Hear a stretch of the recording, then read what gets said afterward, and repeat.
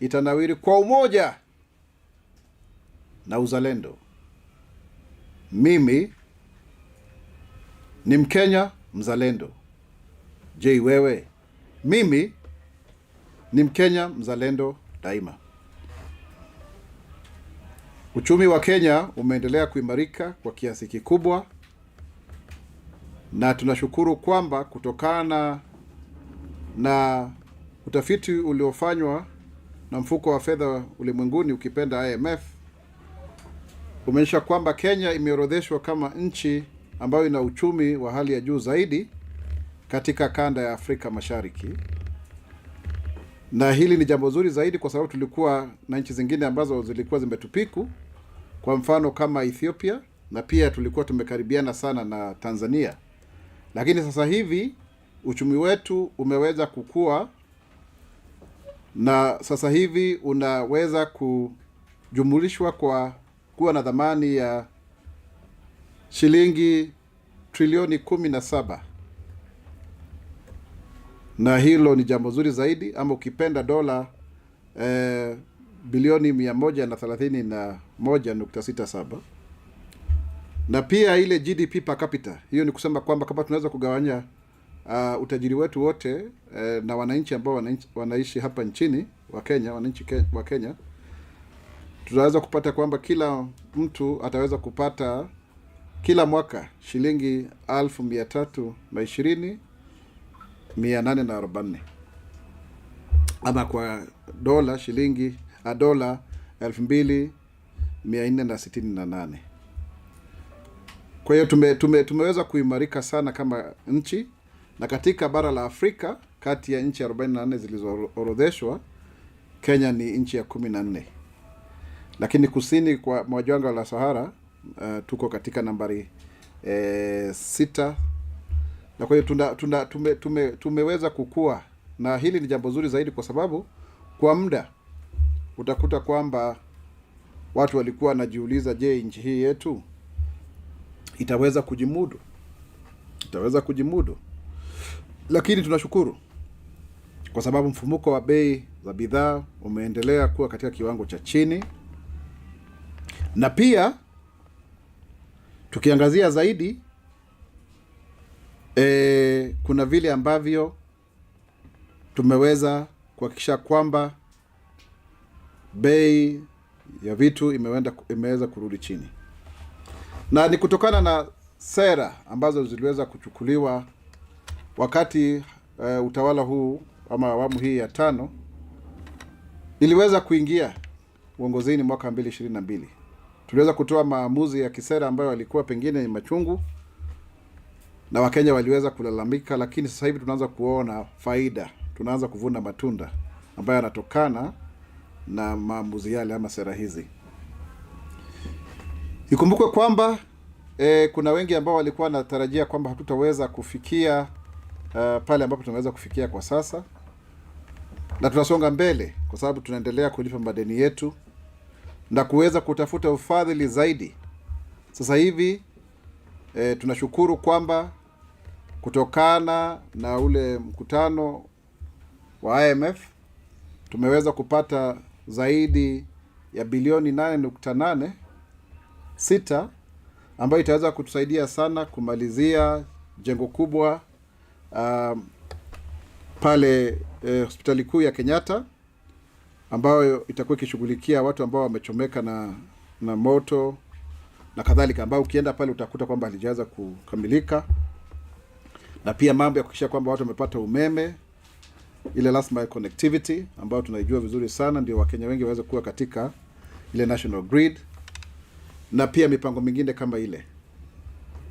Zaidi ya hapo, ni vizuri kusema kwamba Mheshimiwa Rais William Ruto amekuwa katika ziara yake ya siku 3 rasmi kule Uchina, na aliweza kukutana na Wakenya wenzetu, wakakuwa na kikao kizuri zaidi, nafikiri mmeona hilo, na pia akaweza kuhudhuria mjadala ambao ulikuweko katika chuo kikuu cha Peking. La muhimu zaidi ni kwa sababu uhusiano wetu na Uchina umeendelea kuimarika kiasi cha kwamba sasa hivi tumeweza kuzoa kandarasi 7 za makampuni tofauti tofauti ambayo yatakuja kuwekeza hapa zaidi ya pesa taslimu dola bilioni 1, ama ukipenda zaidi ya shilingi za Kenya bilioni 130. Na hizi kampuni zote 7 zitaweza kutoa nafasi za kazi zaidi ya 30,000.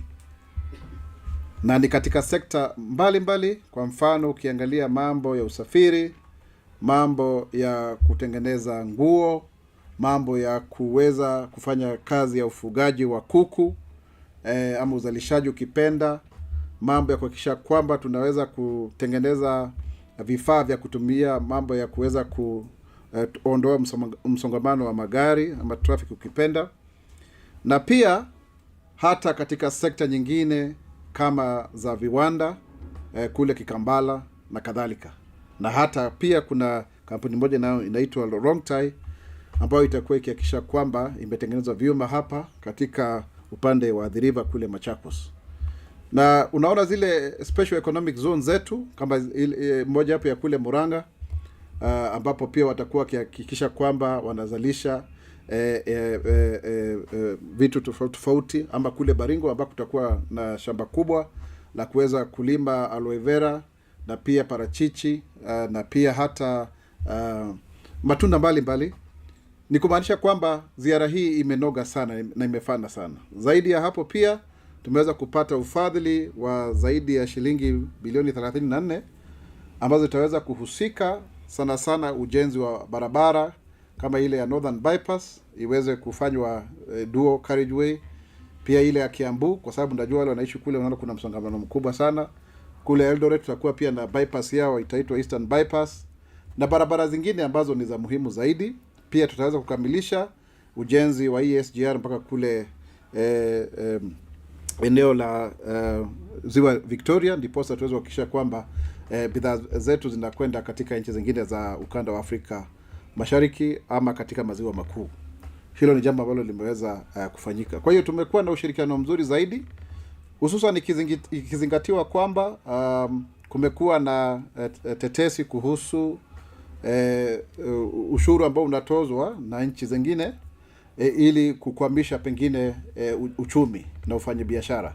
Kwa hiyo huu ni mwito mzuri zaidi, na tunasema kongole kwa nchi, na tunashukuru Mheshimiwa Rais kwa sababu ya kutuongoza vile, na pia ameweza kuhudhuria kikao na marais wengine, na pia Katibu Mkuu wa Umoja wa Mataifa Antonio Guterres, masuala ya tabia nchi, hususan kwa sababu yeye ndiye amekuwa ni sauti ya Afrika nzima, ikikumbuka kwamba tulikuwa na mkutano mkubwa sana Septemba mwaka 2023 ambao ulikuwa unagusia masuala ya tabia nchi na haki za nchi ambazo zinaibuka hususan kusini mwa dunia, Global South, kwa sababu ni vizuri kuelewa kwamba ukiangalia mfumo wote wa kibiashara na fedha wa kimataifa unaegemea sana nchi za magharibi, na wamefaidi sana tangia vita vya pili vya ulimwengu mwaka 1945. Kwa hiyo hao ni masuala ibuka ambayo yameweza kuangaziwa, na sisi kama Wakenya tunashukuru kwamba tumefikia kiwango hiki. Zaidi ya hapo ni kusema kwamba humu nchini tunaendelea kuhakikisha kwamba watoto wa gredi ya 10 kwamba wameweza kufaidika, na walimu tunaendelea kuwafundisha vile ambavyo wataweza kuchukua jukumu lao la kufundisha watoto wetu, na tunashukuru kwamba TSC imeweza kufanya yale mafunzo kwa walimu zaidi ya 1292, na tunaendelea ili waweze kwamba kufika kwamba wameweza kuwasaidia wanafunzi wetu hata kuchukua aina za taaluma kama ni sayansi na teknolojia, kama ni mambo ya sanaa, na ili wanafunzi waweze kuamua vyema ni njia ipi ambayo ataweza kuifuata ili akiweza kuhitimu aweze kuchangia katika maendeleo ya nchi kulingana na taaluma ambayo pengine yeye mwenyewe ana tajriba hiyo, sio tu kusindikizwa na kulazimishwa na kuambiwa kwamba lazima ufuatilie hii kwa sababu ya matakwa ya wazazi ama jamii kwa ujumla. Na pia zaidi ya hapo kumekuwa na tetesi magavana wakisema kwamba serikali kuu ya kitaifa haiungi mkono ugatuzi, lakini la hasha. Sasa hivi tumeweza kuwapatia zaidi ya kitita cha shilingi bilioni 15.1 ili waweze kuendeza shughuli zao kule mashinani, ili Wakenya waweze kufaidi, kwa sababu 79% ya Wakenya wote wanaishi katika magatuzi yale. Kenya itasimama, Kenya itainuka, Kenya itanawiri kwa umoja na uzalendo. Mimi ni Mkenya mzalendo. Mimi ni Mkenya mzalendo daima. Je, wewe? Now, let's turn to English, and I can see we have members of the four of the state here. You have the chance to ask your questions, and then I will respond accordingly. So, who goes first? Hello, Mr. Spokesperson. My name is Ahab, and I have one question for you. What are some of the contributors that led to Kenya surpassing Ethiopia's economy, and how will this benefit Kenyans? And secondly, how will Kenya ensure that it maintains this position or even make it better?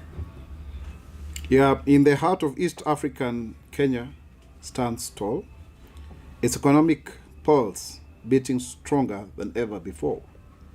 The International Monetary Fund's April 2025 data paints a vivid picture, with a GDP soaring to $131.67 billion.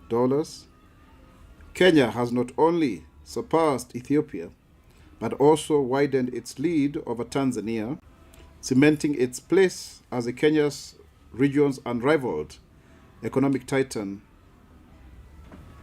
and that is very commendable. Over 17 trillion shillings worth of the economy.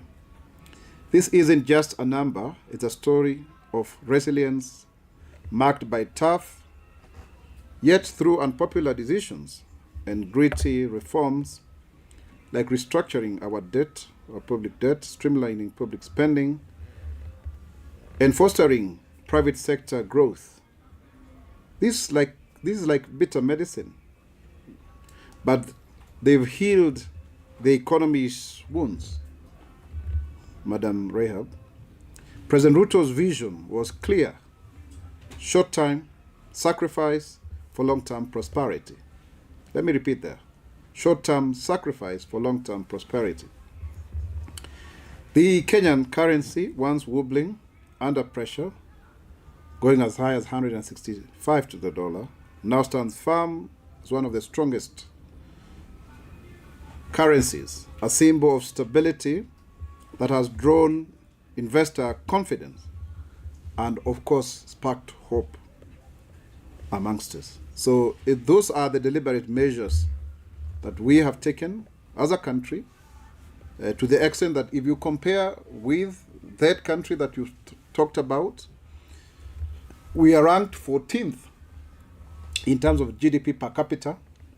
And just for ease of understanding, the GDP per capita means if we were to divide the wealth of this nation amongst the 55 million of us, how much would one earn per year? It's about 320,840, about $2,468. So that is very good, because we are number 14 out of 44 countries, with the highest being Seychelles, which is a small country of about 100,000 people. And then you find Ethiopia, for example, is number 28 in that score. Well, of course, you can compare Ethiopia and say they have 110, 115 million people. But yes, at some point we had been overtaken. And of course, even Tanzania was closing in the gap. In fact, it looked like within 5 years we would have surpassed, our country. But now we've widened the gap because of these very strong reforms, and of course because we've been able to adjust favorably to the post-COVID-19, post-election economic cycle. So really, that is the change that has enabled us to be where we are today. Yes, do you have another question? My question is... Please introduce yourself. Sorry, my name is Brenda. My question is on the China and Kenya agreements. So what are the specific timelines and accountability measures that are in place to ensure that the promised 25,000 jobs that you mentioned and rural development projects will materialize and benefit the ordinary Kenyans? First things first, Brenda. To begin with, it is important to state that this visit has been extremely successful, and you need to look at the joint communique between His Excellency President William Ruto and the President of the Chinese People's Republic, Xi Jinping. And there are so many areas of development cooperation, including civilization, transport, the Belt and Road Initiative. But I will actually boil down to two main areas. First and foremost is the kind of investments that we are gaining as a country from this visit. We have had a number of companies that have already signed agreements to invest in Kenya. His Excellency President William Ruto's trip to China, that is being concluded now, has opened exciting doors for Kenyans, bringing new opportunities for jobs, better roads, and a stronger economy through smart partnerships with Chinese companies. Our country is set to grow in ways that will touch the lives of everyday Kenyans, from farmers to young job seekers. So we have more jobs through the manufacturing sector. As you may be aware, our ratio of manufacturing sector to the GDP was actually shrinking. It's supposed to be about 20%. And if you look at the better plan, we have made a deliberate policy to ensure that we accelerate this growth and reduce the regression. I think we had even moved to less than 10% of the GDP.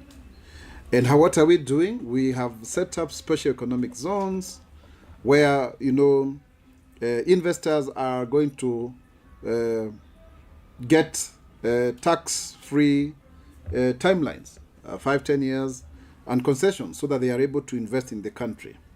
So we've been able, of course, to attract foreign direct investment. About $1 billion has been secured through these 7 and other companies. These agreements have been signed to boost Kenya's manufacturing sector. And the projects will actually not create 25,000 but 30,000 jobs.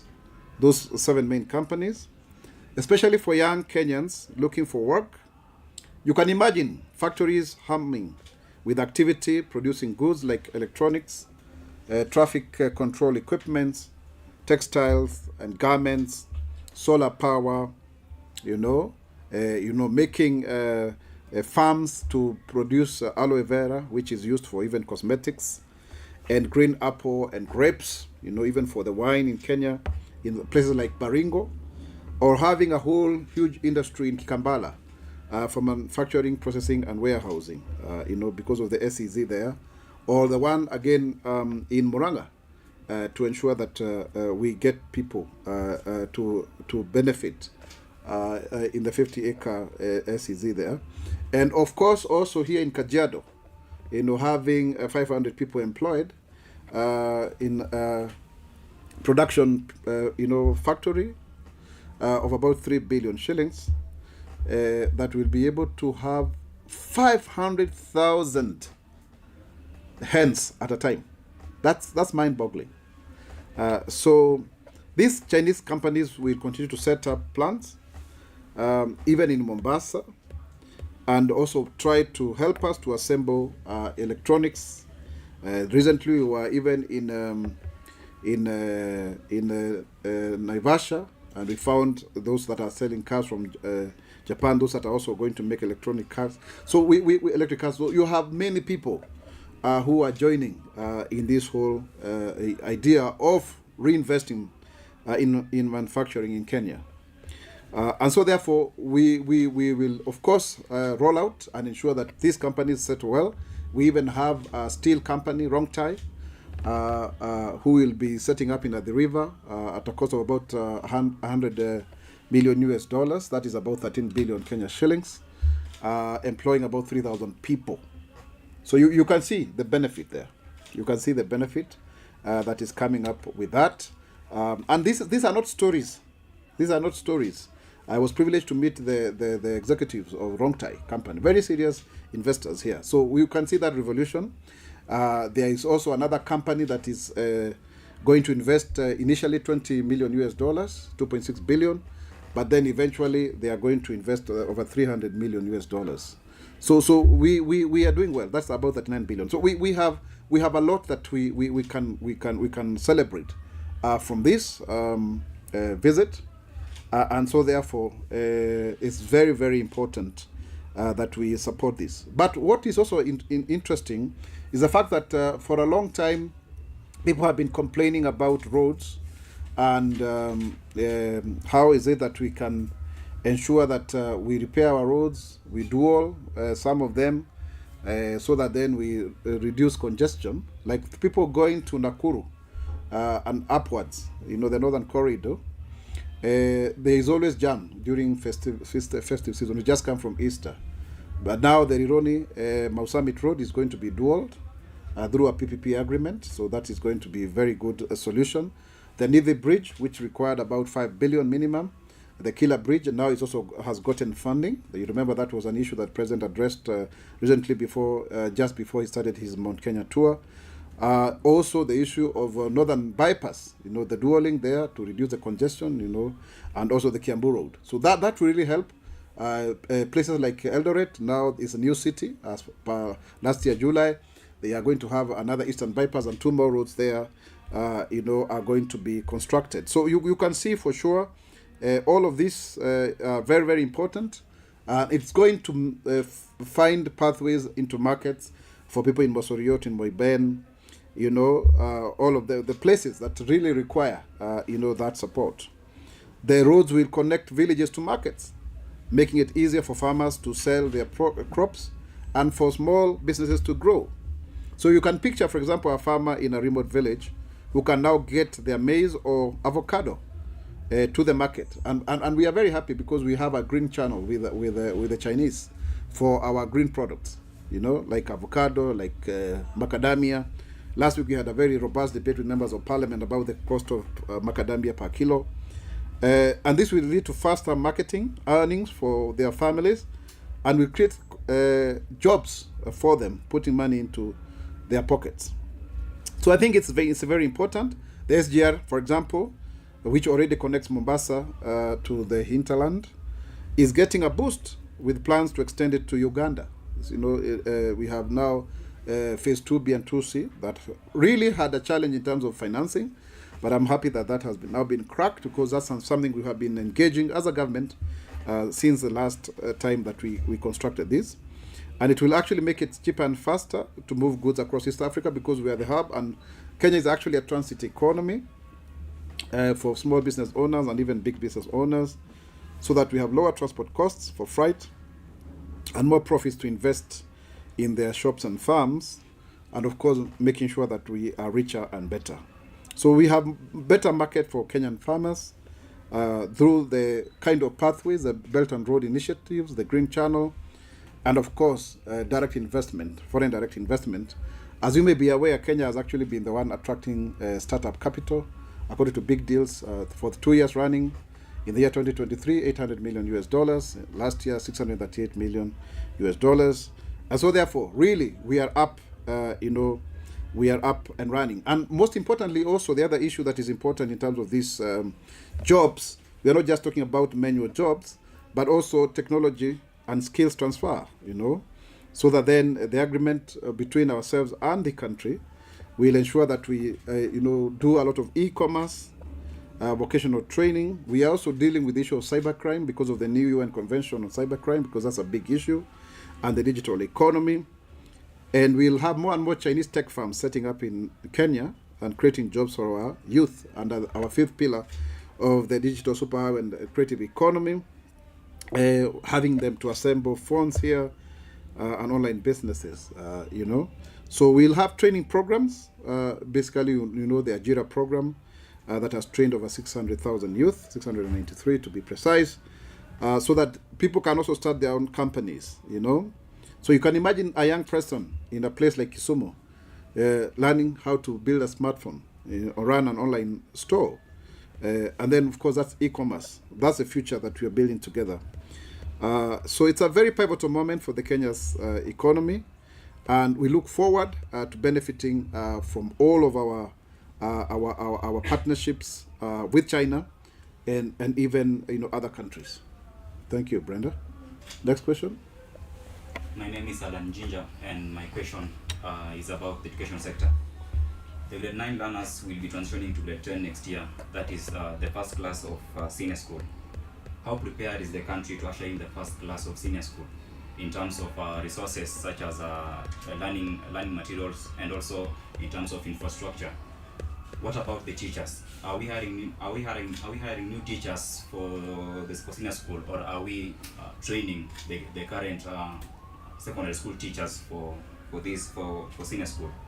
Then also the CS for Education mentioned about the story of secondary schools being categorized in terms of the career paths. Are we doing away with the old categorization whereby schools were categorized in terms of national schools, sub-county schools, and county schools? Thank you very much. I think it's important to respond as follows. Yes, we are trying to retool our teachers to ensure that they are able to be up to scale, up to speed, because grade 10 rollout is not just a walk in the park. So we've done that. Over 292,000 teachers have been trained and retooled, for that matter. Of course, obviously, you know very well we've been able to construct a number of classrooms, and we continue to construct all of them more. And then also, we will of course be hiring more teachers, but that will be announced as we go by, because we had a promise of being able to meet the shortfall of 116,000 teachers. Already we've done 76,000, so we still need more teachers. That will be done as we go by, depending on the budgeting process. At the same time, the issue of the 3 pathways, that will be maintained even at the national schools, and so that recategorization of schools is an ongoing process, and the Ministry of Education will continuously be able to look at which schools have the capacity to host the 3 pathways for students. That's very important. Another new development is the fact that we listened to the Kenyans, and now there will be actually some form of mathematics in all of the 3 pathways, because when mathematics was made not to be compulsory, some people actually complained. So that is also another issue that has also been addressed in these reforms that we continue to do going forward. Next question. President Ruto. Kindly introduce yourself. What's your name? Thank you, Ginger. My name is Kerubo, and my question is on devolution. President Ruto's administration on the onset promised to strengthen devolution. However, recently we have seen a member of the Council of Governors, the Kisumu Governor, Nyanyo, being very bold and saying that the national government is not supporting them as it should. Are these allegations true? And as the national government, what steps are you taking, or what have you done to ensure that devolution is not stifled? Thank you very much. I think it's important to say that there have been calls for the national government to show its commitment to devolution. The government is extremely committed to devolution because it is a constitutional principle. We have a whole chapter on devolution in the Constitution, and Kenya has since then been defined since 2010 as having 2 levels of government: the national government and the 47 counties. The Constitution is also very clear on the whole issue of equitable share of resources, a minimum of 15%. And as a result, I think there has been a cash crunch in the counties, and already the National Treasury has disbursed 15.1 billion shillings to the counties, so that then they are able to follow through. There is that whole question of the RLMLF funds, which is a problem between the counties and the National Assembly, because counties want to control the resources, the senators are supporting them, and the National Assembly members feel otherwise. That is an ongoing conversation, even within the ambit of the CDF, but the national government, because that is the arm of the legislature, the national government is in full support of devolution, and will stop at nothing to ensure our counties do well, because devolution is the revolution. And I can tell you as such, as a Kenyan, I have gone to places where heretofore they were not getting resources, but now you can see the emergence of small cities as a result of this, and huge infrastructural projects are going to these counties. We'll be celebrating Madaraka Day in Homa Bay, and you can see the construction of the Raila Odinga stadium there, which would not have happened why not for devolution. You can say the same also in Siaya.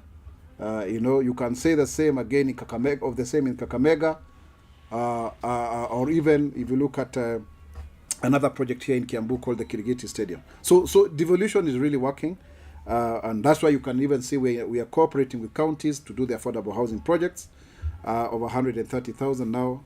So yes, we support the devolution. Next question. Thank you very much. But before I end, two issues. I expected you to ask a question about our meetings, the spring meetings of IMF and Kenya. Just to tell you that, of course, again, we have been able to secure 8.86 billion, through that partnership, to ensure that we support the Barnes Center here at KNH, rural electrification, and other projects, including water projects. And that's a very good partnership, and we look forward to doing so. Kenya has been ranked very well in terms of its conditionalities to ensure that we are stable, and so that we can access another US dollar 600 million, but we'll be making more pronouncements through the National Treasury as we go by. Further to this also, it is important to state that our state of security is robust, and we continue to monitor the situation.